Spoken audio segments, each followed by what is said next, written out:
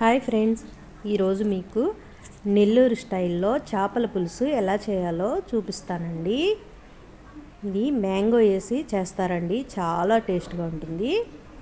ఇప్పుడు ఈ పులుసు ఎలా చేయాలో చూపిస్తాను. ముందుగా చేప ముక్కల్ని నీట్గా వాష్ చేసుకోండి. సాల్ట్, పసుపు, నిమ్మరసం వేసి చక్కగా క్లీన్ చేసుకోవాలండి 4-5 టైమ్స్. తర్వాత ఇందులో సరిపడా ఉప్పు యాడ్ చేసుకోండి.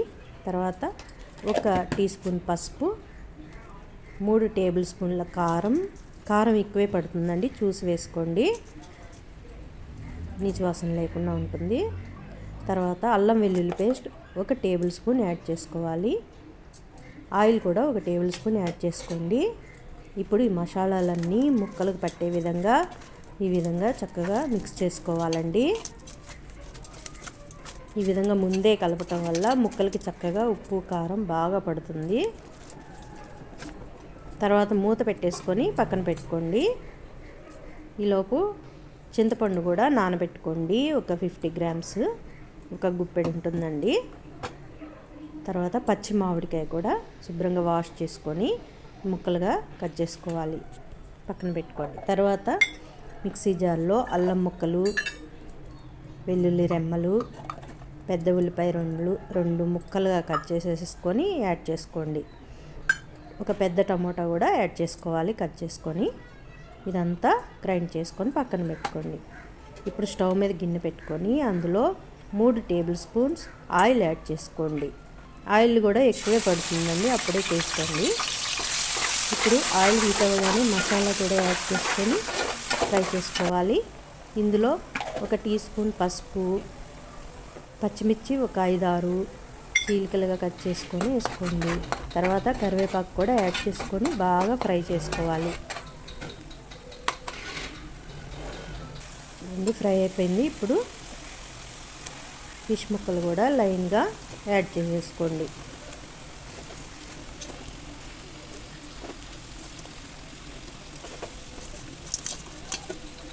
తర్వాత ఒక క్లాత్ తీసుకొని చక్కగా నేను చూపిస్తున్న విధంగా ఇలా కలుపుకోవాలండి. తర్వాత ఇందులో చింతపండు పులుసు కూడా యాడ్ చేసేసుకోండి.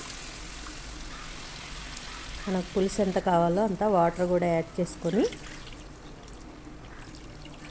చక్కగా ఈ పులుసుని యాడ్ చేసుకోండి. ముక్కలన్నీ మునిగే వరకు యాడ్ చేసుకొని నేను చూపిస్తున్న విధంగా కలుపుకోవాలండి. గరిటె పెట్టొద్దు, గరిటె పెడితే అవి ముక్కలు ఇరిగిపోయే ఛాన్స్ ఉంటుంది. ఇప్పుడు మూత పెట్టేసుకొని ఒక 10 మినిట్స్ ఉడకనియండి.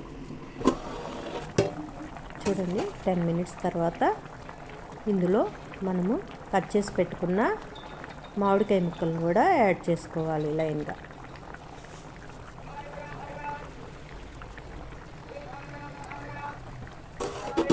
తర్వాత మూత పెట్టుకొని 5 మినిట్స్ ఉడకనియండి. ఇప్పుడు ఒకసారి ఈ విధంగా కలుపుకోవాలి. మళ్ళీ మూత పెట్టుకోండి. ఆయిల్ సపరేట్ అయ్యే వరకు చక్కగా ఉడకనియండి. ఒక 5 మినిట్స్ మీడియం ఫ్లేమ్లో.